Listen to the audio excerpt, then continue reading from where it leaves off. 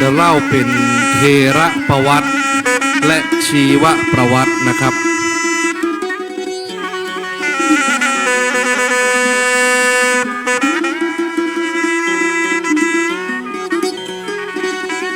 นกหัสดีลิงตัวนี้ก็งามเนาะจะได้นำดวงวิญญาณของหลวงพ่อขึ้นไปจุติบนสวรรค์จันทร์ฟ้า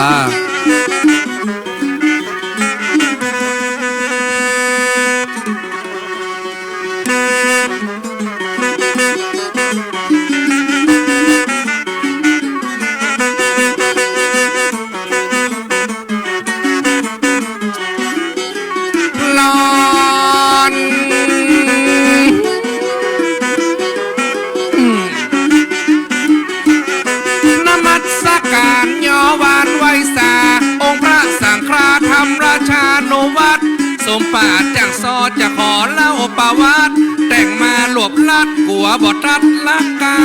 น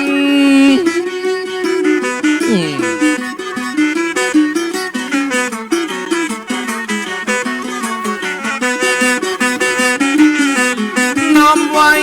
ขอเล่าอดีตและความเป็นมาบิดามารดาเฮือมากำเนิดพ่อหลานแม่คำรักเน้นประเสริฐสวรรค์ได้เปิดเกิดจุติลงบ้านสันมาเค็ดสำเร็จบ่อเศร้าอำเภอเวียงป่าเป้าตำบลเวียงกาลงวันที่12ปีละกาไก่จงพดออกพวงสิ้นลงสมประสงค์แม่ไทยวันที่10 ธันวาปีละกาไก่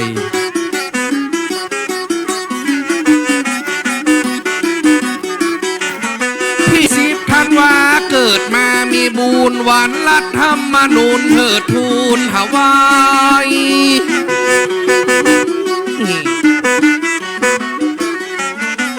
เนอเจ้า10 ธันวาคม 2488พี่น้องมาเวทพี่น้องมาหาแม่อุ้มมาดุดนมมาจุบจมไปมาลูกในมือนาตาเกิดมาครั้งนี้ตั้งชื่อฮือชัดสุวัดแน่นหนาเพราะมีสายตาชายาดังอีสุแปลว่าดีตึงบ่มีบ่มลีคำว่าทัดนี้คือ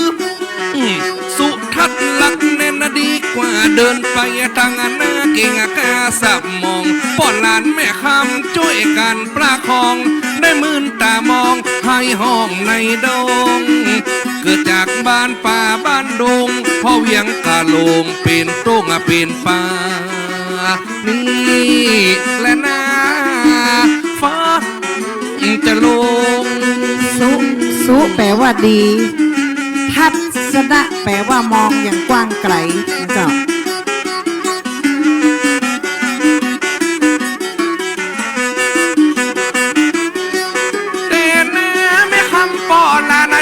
กันพอเฝ้าอาบน้ำป้อนเขาว่าลูกเต้าบุตรตา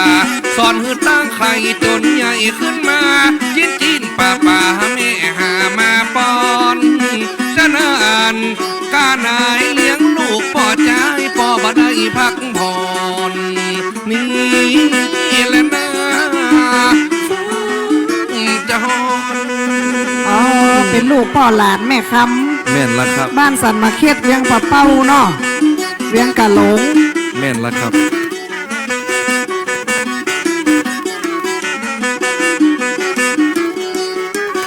นาย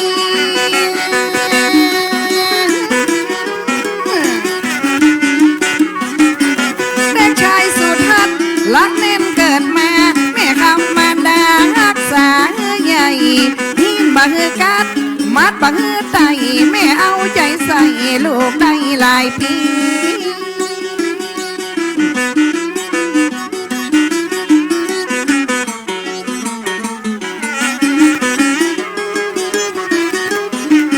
เจ้าเฮ้ย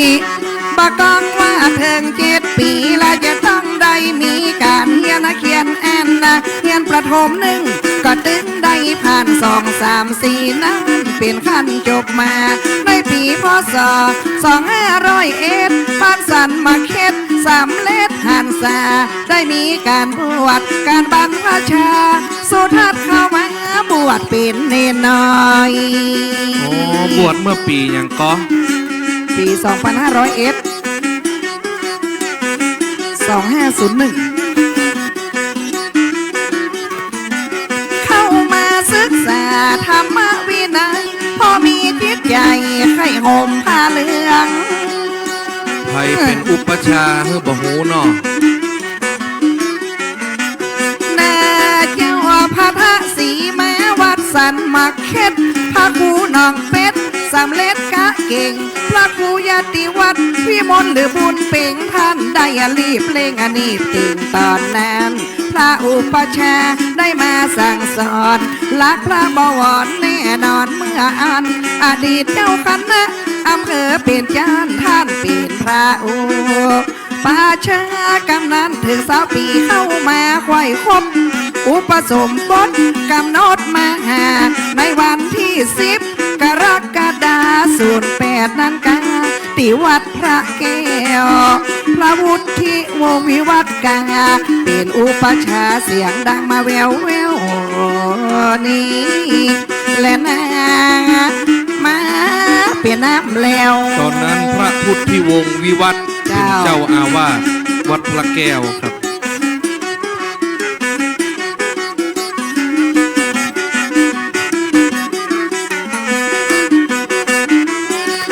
แต่นากำนั้นได้ไปวัดเป็นกรุงเทพจบนับธรรมเอกสันเสกศึกษาจบปรริญญา6ได้ตกแต่งดายศพระมหาศึกษามาได้อย่างมายินดีเห็นพระคำพีร์ยิ่งใหญ่นี้และนางฟ้าบลัย โอ้ด้านการศึกษาถึงตั้งโลกตั้งธรรมเนอะ เจ้า จบปริยัติวัดเบญจมาบพิตร สา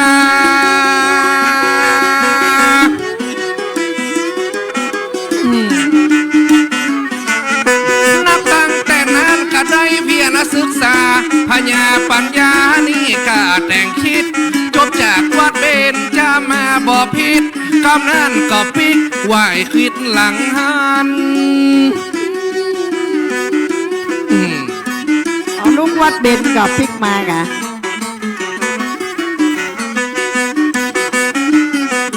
น้อมไว้หลังจากนั้นละกะ10 พรรษากะเยยปิกมาละที่วัดภาคแก้วเหมือนดวงใสนี่กาพองเทวปิกวัดพระแก้วละจังหวัดเจียงไฮ้ไปอยู่วัดเบญมา17 ลำหวังจะหมายมันอยู่นี่เต้าตายจะปิกมาพัด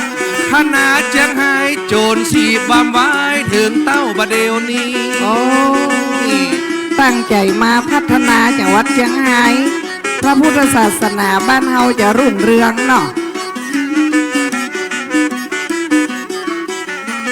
2521 ปีนั้นย้ายเข้ามาบ่เป็นคำราชานี่กาบ่ยัง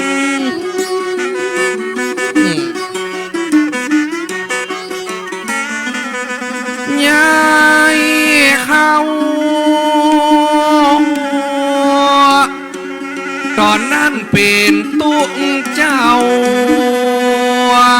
บ่ได้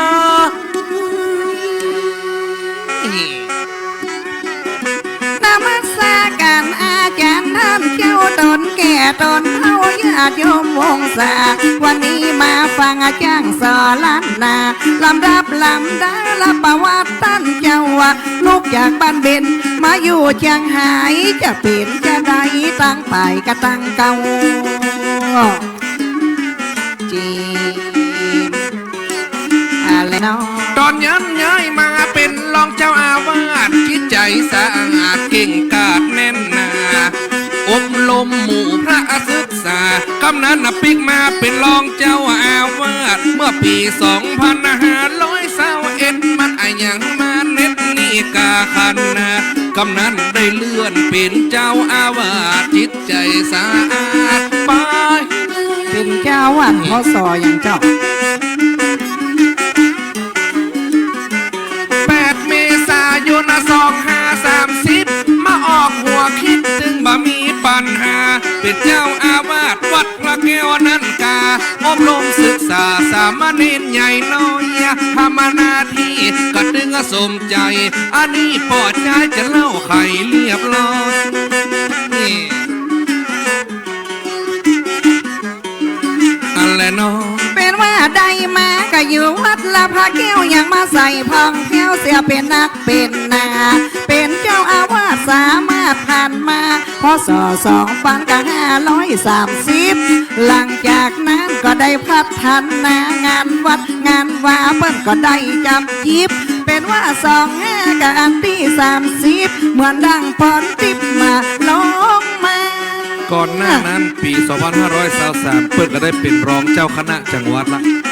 23ตอน23เป็นรองคณะจังหวัดได้ปฏิบัติและได้รักษาตั้งอยู่ในพุทธศาสนาตั้งในสานี้ก็กราบไว้นอกจากนั้นเราจะมีอันยังตำแหน่งงามๆที่ตั้งโต๊ะแต่งไว้จีมอะไรเนาะ ยกมือ10 นิ้วขอยกมือไหวพระกราบคารวะต้นอาวุโสเพราะว่าเปิ้นเป็นสุปฏิปันโนแปลว่าปฏิบัติดีบัตรชอบปี2530เฮากระดึงละบะอิดจะขอไขขอตอบเพราะเปิ้นมีความรับผิดชอบได้รับหมายมอบเข้ม ได้รับมอบหมายขึ้นมาในปี530เนาะ8 เมษายน 530ตึงละบะอิดเฮากะตึงได้หันเจ้าคณะจังหวัดเจียงไฮ้แห่มกำได้ดำลงธรรมนิกาสืบหน้าได้บริหารจัดการงานส่งเปิ้นก็ได้ดำลงโดยการเจนลำเป็นเจ้าคณะจังหวัดแล้วหลังจากนั้นก็ดำลงตำแหน่งมันก็มีหลายแห่งในด้านการศึกษาขอปอเล่าให้ได้ฟังแต่นาเรื่องการศึกษาสปะนอเจ้าเรื่องตำแหน่งยศที่ได้มาบาสวะตุมลาให้มันได้สุดเป่าวาท่านซ้ำได้เป็นตุเจ้าท่านได้นั่งเป่าวาน้องบุญ เลื่อนขึ้นติ๊กติ๊กซึ่งมาได้ยังเป็นรองเจ้าคณะภาค กำนั้นได้เป็นเจ้าคณะจังหวัดกะว่าจะได้จัดทั่วทุกแห่งหนประเดี๋ยวจ้างซอเฮาก็มาหลายคนนะได้บันดลพระกันที่นี่มันต้องได้ตั้งมันต้องได้ถามเรื่องป่าวัดการมันงามอย่างนี้จีบอะไรเนาะ วันที่24 เดือนธันวาคมกับนึงน่าชื่นชมในหัวอกหัวใจ2541ผมจะขอบรรยายวันนี้นอนไหนเฮากระตึงจัดเล่าได้เป็นรองเจ้าคณะภาคที่6บัลลัมมากจ้างซอนั้นเล่า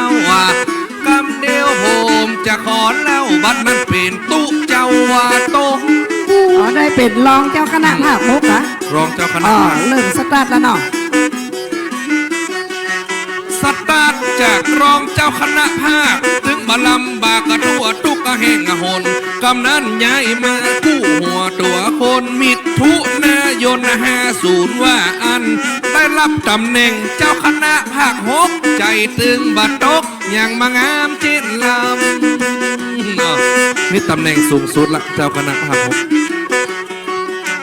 เป็นว่าตำแหน่งเจ้าคณะภาคอกเจ้าแม่อกมา2550นะ28มิถุนามีบุญคุณนะได้กำจุนตึงบังเฮือได้ตบหลังจากนั้นละดำลงกันมา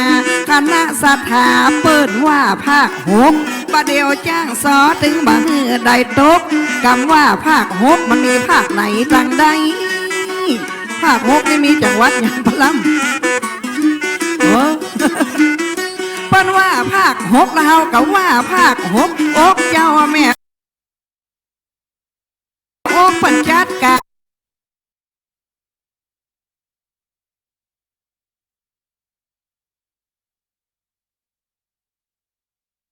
ทางซอปัจจัยสามัจะได้บวชเป็นนานให้กำเตือ เอ้ย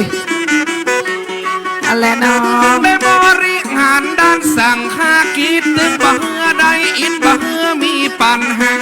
เรื่องโรงเรียนเรื่องอาการศึกษาเรื่องอาการงานนะบ่เฮือได้บกพร่อง ยังได้ไปดูเรื่องการพัฒนา มีปัญญาก็ต้องได้เกี่ยวข้องเฮาก็บ่ฮู้ว่าจังหวัดอย่างพ้องเพราะสมปาดบ้านน้องเป็นคนดิบคนแดก ตะกี้มาได้ศึกษาดีล่ะ มาได้ศึก ว่า ษา ภาคหกมีจังหวัดอย่างปลำ จ้างซอสจะขอแล้วปรับวัดก่อนว่าติดคัดขอจะไปกินแหนงอู้กันนะฮือหันดำหันแดงหมอกตาวันแรงลงแม่หมอกอียกมือ10 นิ้ววางคิ้วเกษาอาหางวันตาลงมาบะเดียวนี้ อ๋อ หลายอย่างเนาะสาก้มกราบน้อมต่างดวงดอกซ้อมทูบเทียนแหลบูพา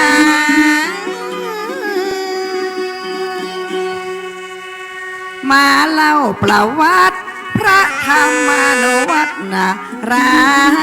ชาประเดี๋ยวจ้างสอล้านนาขอเล่าว่า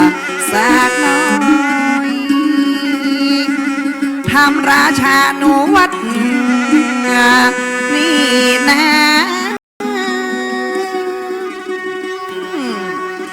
บอดตุ้มลาสักหน่อย วันนี้สมปราดกับแม่ทองซอย